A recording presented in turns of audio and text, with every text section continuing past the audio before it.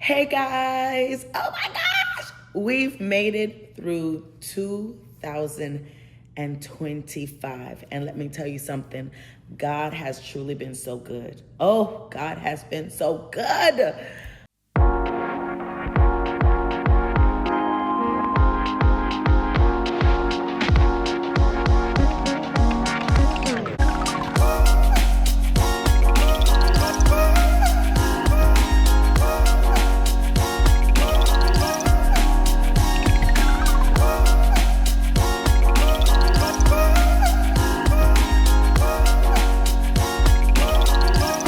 Hey guys, Dr. Ann here, and welcome to another episode of Unscripted. Now, this is a safe space where real talk meets real life. There's no filters, no fluff, just a friendly conversation and life lessons to help you grow, heal, and become the best version of yourself. So if you are ready to be inspired, you are in the right place. Now, be sure to subscribe, hit the notification bell. Now, let's get started in our conversation. I cannot believe that we've made it this far. Oh, when I tell you, let me tell you something. 25 has been so good to me. God has been so good to me this year. And it doesn't mean that God hasn't been good to me in other years, but this year, good, bad, and different has been so good to me that I am so looking forward to 2026, despite everything that is going on in the world, despite many hiccups along my journey for growth. 2025 was awesome. It was good, for those of you guys who have followed me throughout this whole unscripted journey. You know what it is. This year, I got married to the love of my life. Who would have thought or ever thunk that I would actually be married? Surely not I. But not only be married, but be happy in my marriage. And I'm not talking about, the whole honeymoon phase, foo-foo, shoo-shoo, and whatever. Because my husband and I, we've had our roller coaster, in the past couple of months that we've been married. Wow, we're like almost at our 1 year mark of being married. But despite it all, just seeing how we've grown, how we're adjusting to one another is actually a beautiful thing. It's a very beautiful thing. So many people have warned us that, hey, that adjustment period is going to be tough and so forth. And it's been tough, but it has been beautiful in the process. The other great thing that has happened to me in 2025, as you guys knew from our last episode, is that we are homeowners. And so while, yes, I did have a condo that I owned before, the fact that my husband and I was able to come together and that we purchased such a beautiful home is truly amazing. God is just so good. Some of our business ventures has done quite well this year. Just so many great things, just career-wise, things have gone well. My husband he's gotten a promotion. I've just gotten further along in terms of my career, in terms of ministry. I am really big on ministry. And so to just be part of these beautiful yet challenging experiences, I would not trade it for the world. The other thing is, we got a dog. And while, yay, that was, it's such a beautiful thing. Look at here. I am looking for someone to take our wonderful Luna. She is a boxer pit mix, and I'm so serious that I'm looking for someone to take her in. I'm trying to find a permanent home for her. So she is a boxer pit mix.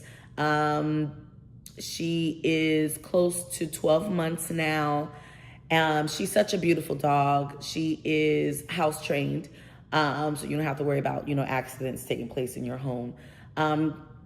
but she is hyper. So I would want somebody who would have a yard so that, she'd be able to have somewhere to run and be free. So if you are in the Tampa Bay area and you would love a boxer pit mix, she's about 25 pounds. She's close to 1 year old. Let me know. Send me an email at worksbydina@gmail.com. Or you could just leave your information in the comment section. But it is worksbydina@gmail.com. I'll make sure that I include my email in the description area. But we'll bless the new owner with her crate, her leash, all the fixings and so forth. So if you're interested, please do let me know. But of course, I would prefer that the person lives in the Tampa Bay area or is willing to drive to the Tampa Bay area to get this beautiful dog at no cost. But look here, don't convert her into a fighting dog or anything like that. Don't misuse her or anything like that. I really want to find her a safe home to go to. A couple of other things that accomplished in 2025. So my husband and I, primarily me, was able to get out of debt. And I say primarily me because my husband really didn't come into this marriage with a whole bunch of debt, right? But we were able to get out of a lot of debt. Another great thing this year was that I felt that I was able to genuinely serve others more than I've done before. And serving others has always been part of my life's purpose, has always been something that I felt that the Lord required of me. I am his servant, and I want to serve others and show the beauty of God, the beauty of his holiness, the beauty of just serving him. And the beauty of his love, his grace, his kindness, some characteristics that I'm still striving for. Because, baby, when I tell you people make it difficult to show grace sometimes. Oh my gosh. 2025, I've also expanded my knowledge on several things, whether it's different industries, whether it is just, gaining new hobbies and such. I'm an avid reader. I love to read, so I love to learn. And so 2025, I've challenged myself even the more in terms of the number of books that I read. And I'm just so happy that I was actually able to accomplish them. Lord knows how I was able to do it with everything going on in my life, but I was able to do it. I was also able in 2025 to grow closer with several of my family members. I think my wedding opened doors for family members who I may have not had a deeper relationship with. Not saying it wasn't it wasn't a bad relationship, but just a deeper relationship. I think that opened doors for that. I know for sure that one of my sisters, when I asked her to be, and I won't say which one, but she knows which one. When I asked her to be part of my bridal party, I know she was shocked. And, and it was my way of saying thank you. Just thank you for, especially when my parents died, especially when my mom died, because we don't share the same mom. And I just put it all out there in terms of who I'm referring to. Because my other sisters who walked in my wedding, we all have the same mom. But especially after my mother died, she actually said something, and I laughed about it, not to her face, but I laughed about it before. So my mom probably died, I want to say maybe about 7-8 years ago. And she said, "Hey, I know you no longer have your mom, but I'm here to take on the mother role whenever you need it." Something to that effect. And I was tripping because I'm like, lady, I'm in my 30s. I'm grown, right? But what I loved is that she she always showed up. If in the family chat, if she found out that I was sick, because there was a time I was sick, I spent a couple of days in the hospital. My sister was calling me, hey, what's going on? Hey, try this and this and that. It was just that level of care and love that since then, just knowing that I could always depend on her, it was just beautiful. And it just, to me, just increased this year. Now, my family's not one of those that we have to talk to each other every day. I do have some siblings that we talk to each other quite often, like almost every day.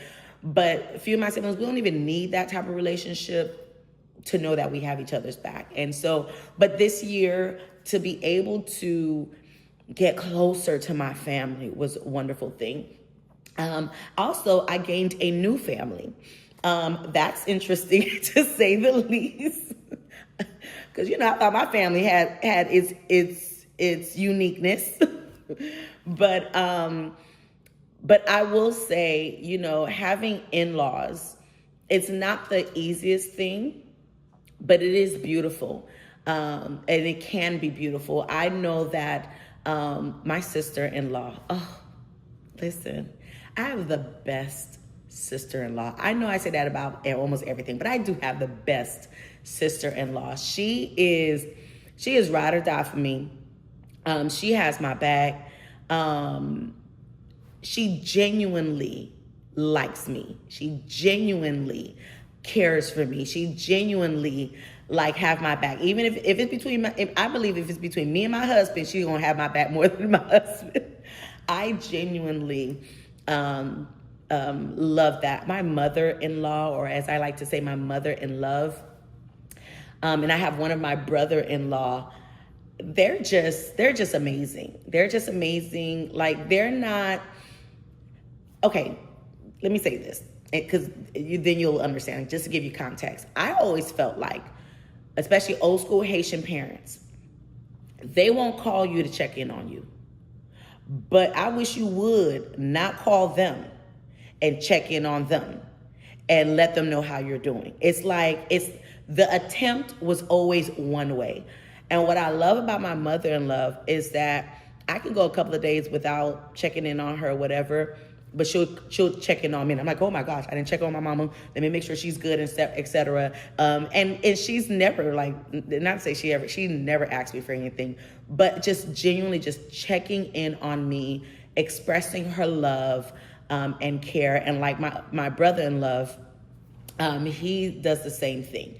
Just, hey sis, how you doing? Just thinking about you. How's life? How's everything? I absolutely love that. I have an aunt now. And the crazy thing is I've known this aunt for over 20 years. And, she was just always my sister in Christ. But for me to this year, have her embrace me as her niece and sister, because it's still kind of weird, right? Sometimes I call her auntie, sometimes I just call her sister. It's just kind of weird.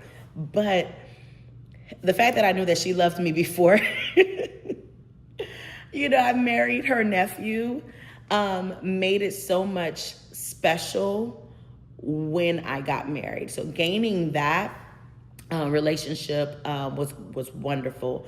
And then his cousins. Now, they're all awesome, but one especially, the one that he just adores, and I'm going to give it away because it's a her. And if you know the family dynamics, it just narrowed it down to one person. But just to seeing how my husband speaks about her, and the love and care that he has for her, really showed, and this was even before we got married, even before we started dating, it caught my attention, because it was very important for me to see how my husband treated the women in his life.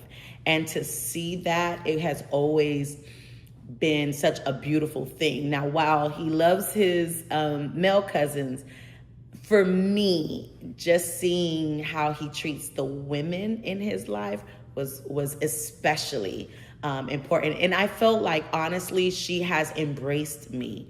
And as part of the family. Like, she don't even call me Sister Ann. Like, I'm family. And so I love that because, again, transitioning to a new family, or, you know, adding on a new family, sometimes not the easiest, but, you know, when people make those type of efforts, I really always cherish that. So that's 2025.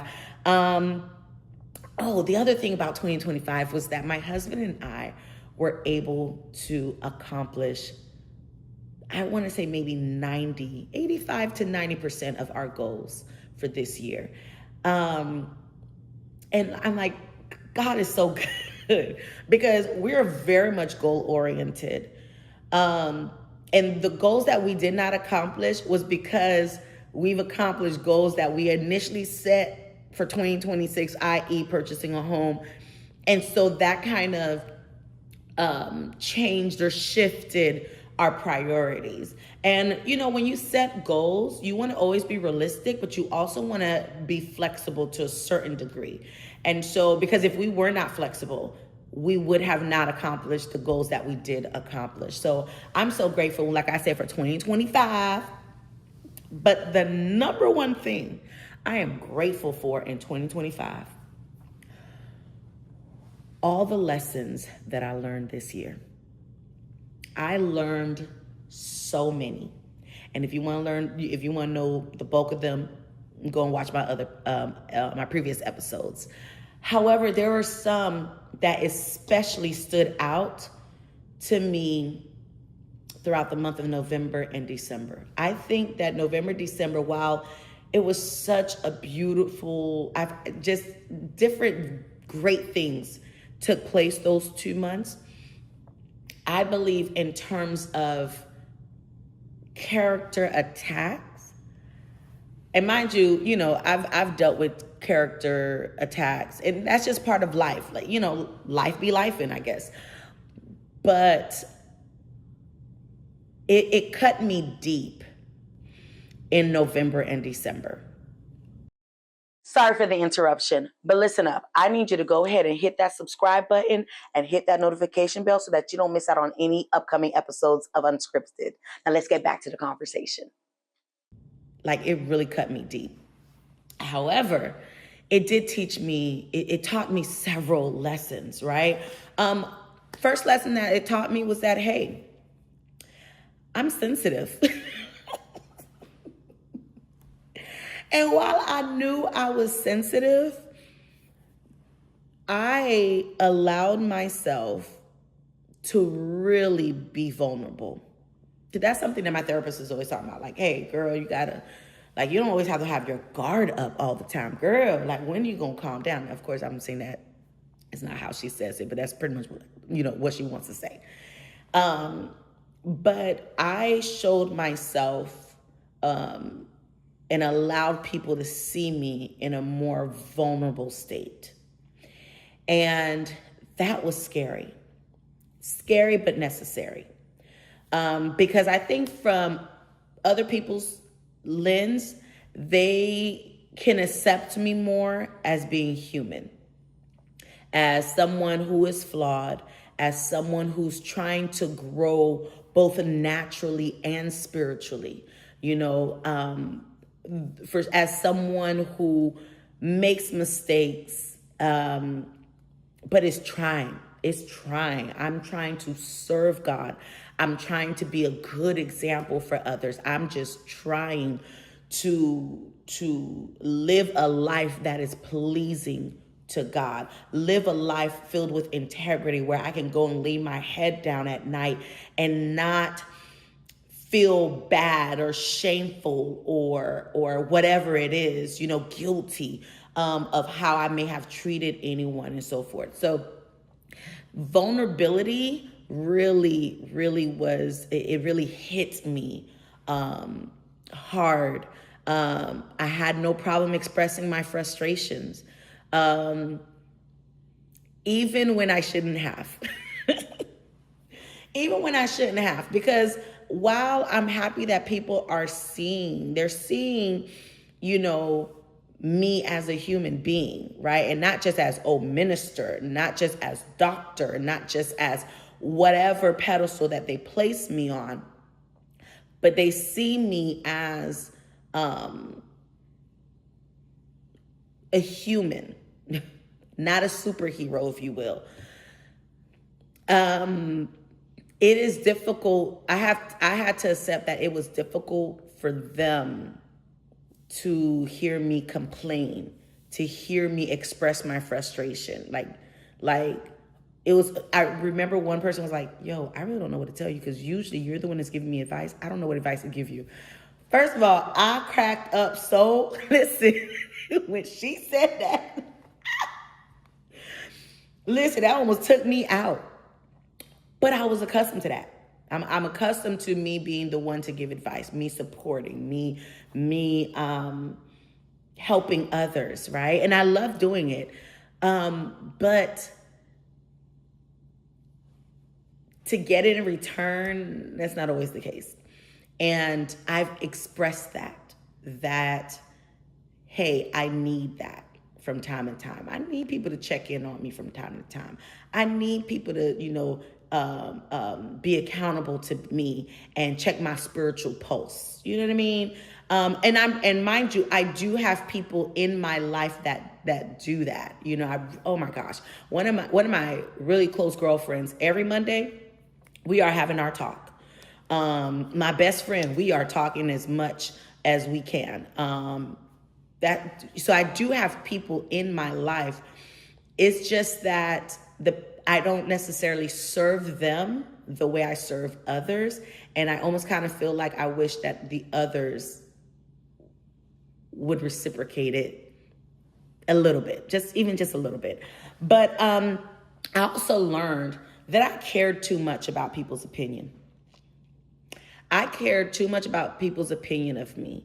And I discovered that while I'm not saying that you should not care what other people's opinions of you are, because that may help you gauge to see whether or not you need to make some form of adjustment. It really did affect me and cause me to get out of character or revert back to, I like to call pre-salvation Anne. Because I had someone, just full transparency, who I loved, who I served, who I tried to help, who I tried to support in their moments of sorrow, weaknesses, and just whatever challenges that they were going through.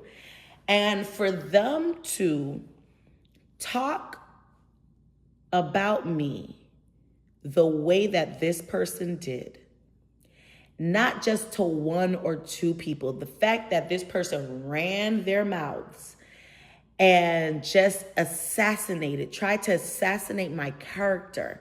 And I'm like, yo, the things that you're saying that I did, we must be in two different worlds, because that's not how that happened. That's not, like, how did you interpret this and interpret that? And while I understand that many times when people attack your character, they're coming from a hurt place, the fact that people that I don't even really associate with had the nerve, the gall, the audacity to come and try to check me on it, or report that back to me, oh, that caused a problem. Because I'm like, hold up, if you're telling these people, and now I'm even having people that I don't know who's coming to talk to me, like, what are you doing?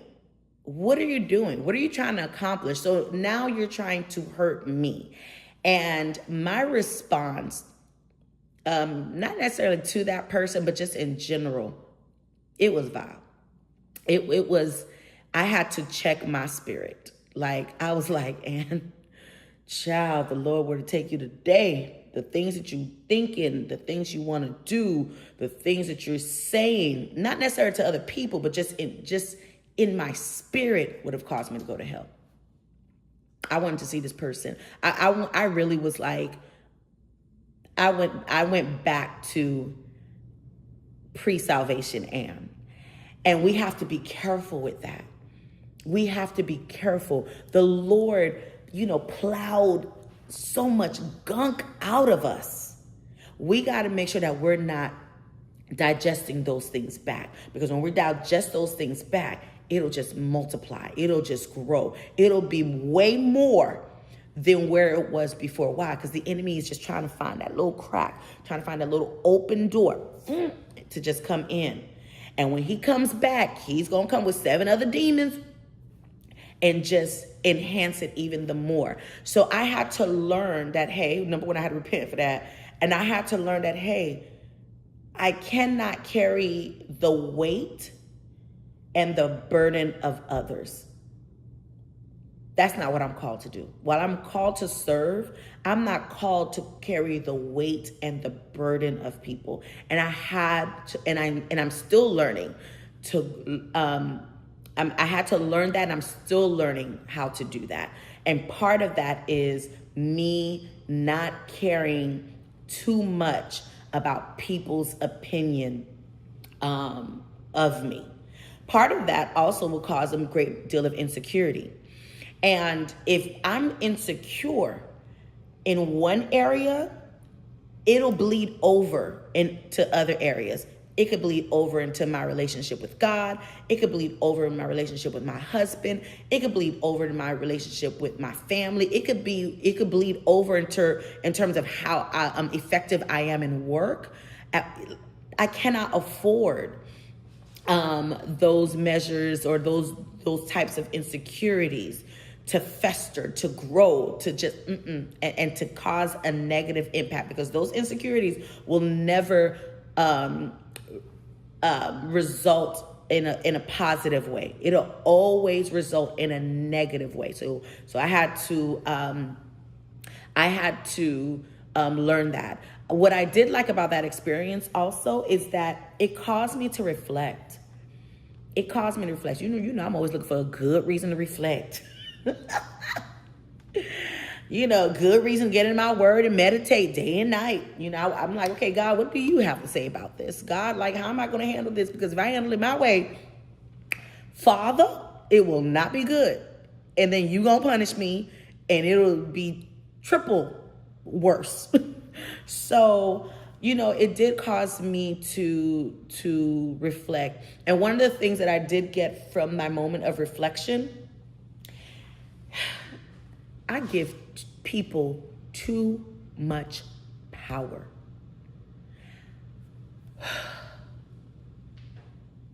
Let me say that again. I gave people too much power. And here's part of what I mean. Even when I'm thinking of this situation that I just kind of discussed, when I think about it, I'm like, okay, the benefit was one-sided for the most part. Because, and I can't say that, I say for the most part, I can't say totally, because any opportunity I have to help, any opportunity I have to adhere to what the Lord instructs me to do is an honor. It's a privilege, right? To know that God trusts me enough to do certain things, to say certain things, I can't take that for granted. Okay, now that's in the spiritual. Let's talk about the natural. This person don't add anything to my life. I'm just gonna be honest, okay? Many times we take on burdens, we give people power who don't add to your life. Sure enough, not paying my bills.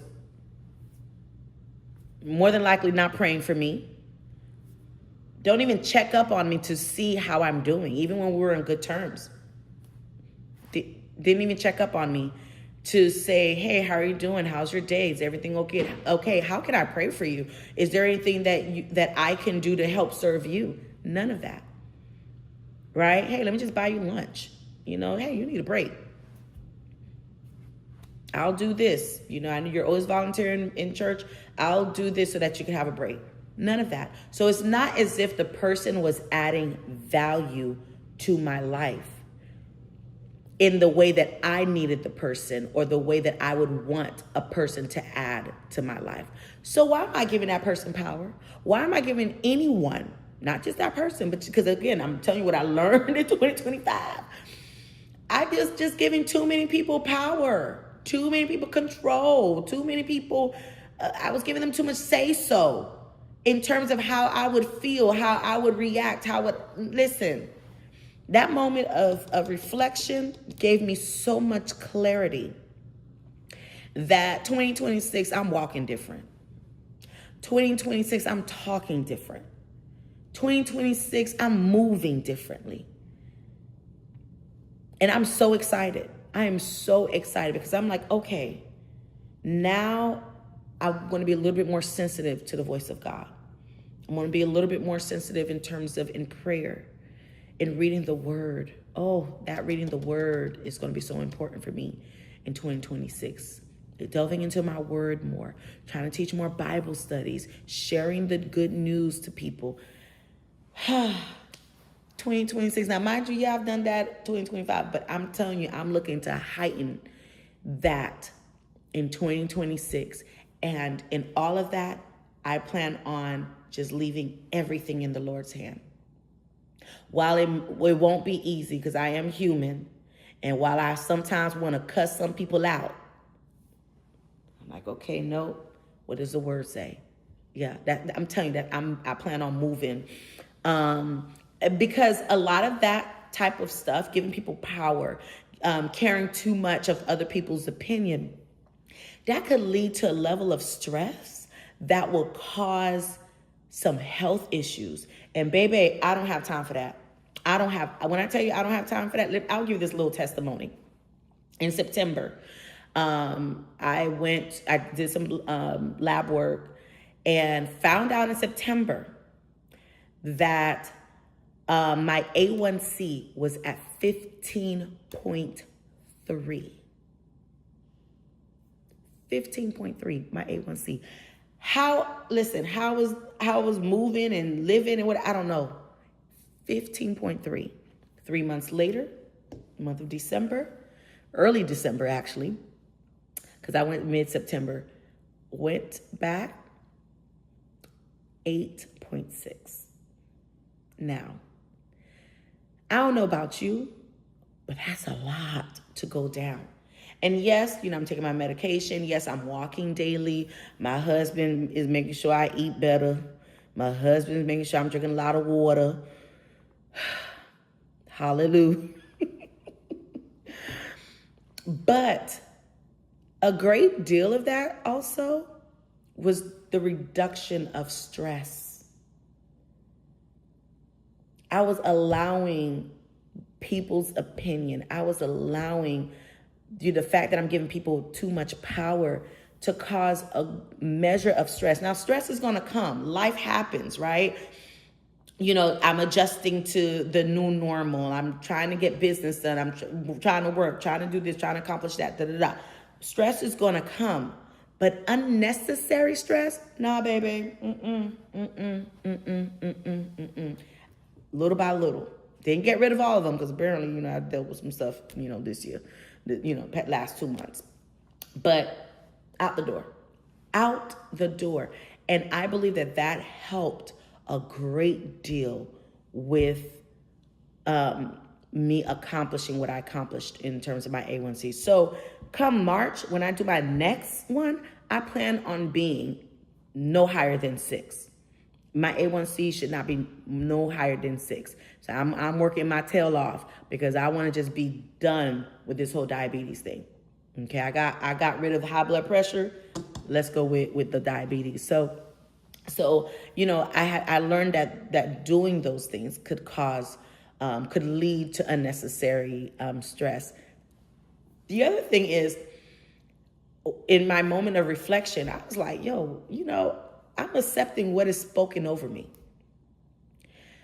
By giving them power, by giving people power, by caring so much of people's opinion, you give power to what is spoken over you. So you allow life to be breathed into you based on what they say. Life and death, power of the tongue. Fill in the blanks. Life and death is in. And so I'm like, 2026, I'm not allowing people to speak death to me. Nope, not happening. If you're not speaking life, you can move. Get out the way, period. So I am really focused on that. The last lesson that I learned, especially between the month of November, December, not everyone is for you, and that's okay. Listen, not everyone is for you, and that's okay. You gonna make it. You gonna make it. Listen, we made it this far. We made it this far.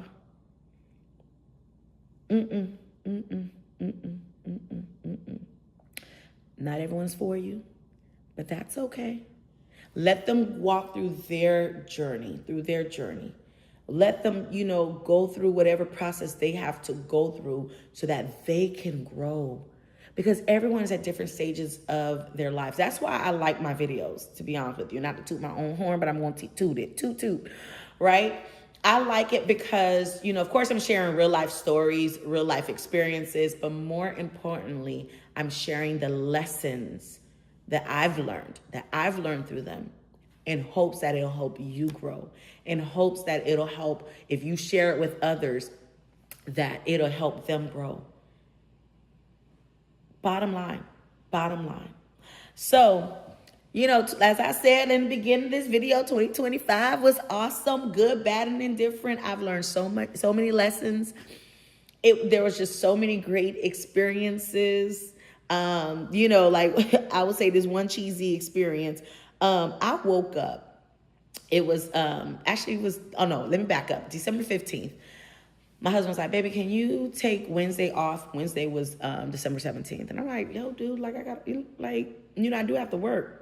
And so he's like, baby, can you just take that day off and blah, blah, blah. So I was like, okay, I'm going to kind of take it off. More so, I'm going to try to see if I could just work from home. That was the plan.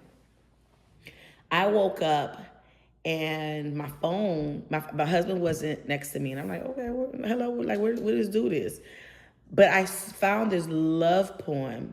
He sent me a love poem on my phone, and this was on the 17th, on the Wednesday, the day that he asked me to take off, and it was so beautiful. It was so beautiful. But in it, he was like, today marks our 1-year anniversary to when I made the best decision in my life. It is the day that I asked you to be my wife. What? Who celebrates the proposal date? Oh my gosh. But it was so good. It just added to how special 2025 was. And he's in awe. He's like, baby, we've been together for over a year. We've been engaged for a year now. In a few months, we'll be married for a year. And I'm like, yeah. But just to see how he's just in awe of all of that. And I'm like, baby, how does that make you feel? He's like, I feel so great. Listen, whatever he wanted at that time, he could have got it. If he wanted 10 cars, okay, I couldn't afford 10 cars, but still, you know what I mean. So I really do. I mean, God, when I'm telling you, God gives me those moments to show a reflection of his love for me. I truly, truly do believe that. I truly do believe that. So 2026, I got a lot of plans. Y'all pray for me, because my husband and I, we have business ventures that we're taking on 2026. My sisters and I, we're doing our thing business-wise. We're coming together, and we formed a business. So I'm excited about that. More on that later. I plan on selling my books again. So I plan on going back and just selling my books, whether it's on organization, whether it's my bestseller, which was a children's book, my fiction, which could be, which they're Christian based, but they're gory. So just, kind of be prepared for that. My husband and I, we did write a book when we got married. So I'm just gonna, go back into promoting those things. Definitely I'm gonna work on my health. Like I said, I no longer want to struggle with diabetes. I'm done with that. So 2026 is that year. I will, of course, want to grow naturally and spiritually. And so I'll continue with Unscripted. I'm going to continue with my ministry work. I want to continue with just so many other things that I've done scholastically. I'm going to continue with that, but I'm going to work harder in those areas, work harder within my work, work harder in terms of ministry. I'm going to travel more. I'm going to actually be a little bit more domesticated. And this is what I mean. So while I cook quite often, I actually want to try new things. And that's going to be an adventure of itself because I'm a picky eater, believe it or not. But my husband is 10 times worse than I am.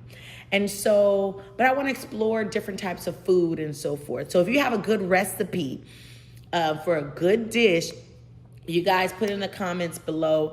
I just want to know. Yep. Even if you have like a link to a good recipe, add it. Let me know. So those are the things I really want to accomplish in 2026. And I am just hoping and praying that whatever your heart's desire, that it be aligned to God's will, so that he can, of course, give you the desires of your heart. I pray for peace and blessings to you. Whatever goals you set, make sure that it is realistic and that you actually, plan it out. Figure out how you're going to actually achieve those goals. Okay, you can and you will accomplish those goals. Just stick to it. All right. Well, you guys have a good one. Happy New Year. Deuces. Thank you for watching this episode. Now, I want us to get to know each other a little bit better. So I want you to follow me on Instagram and Facebook at worksbydina, and also on TikTok at worksbydina7. Until next time.